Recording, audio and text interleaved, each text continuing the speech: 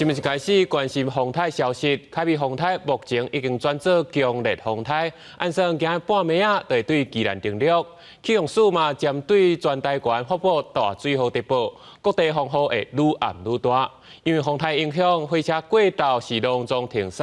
高铁即马是10点钟会发出3班的专车自由座列车来载客。大行李准备要转去，受到风台停班停过影响，夏令营是提早结束，学生一早起就到车站坐车。因为时间的关系，所以我们就是从下午的车，然后我们往前到早上，就是提前。本来是要在上面搭那个国光客运，那国光客运就说他们到桃园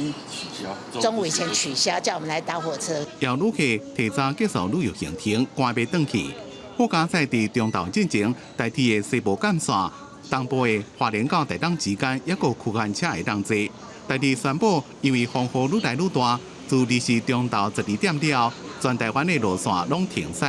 高铁是伫中昼了调整发车，南港站罗南，也有左营站上北，每点钟会发3班全自由座的列车。发车的时间是9点20分加40分。若那拜时发车的情形，会搁另外公布。气象署提醒讲，凯美风台暴风圈已经卡入陆地，风雨影响愈来愈明显。针对全台湾发布豪雨特报，其中8个县市也有可能有超大豪雨的机会。在今天晚上到明天清晨，台风中心通过的时候，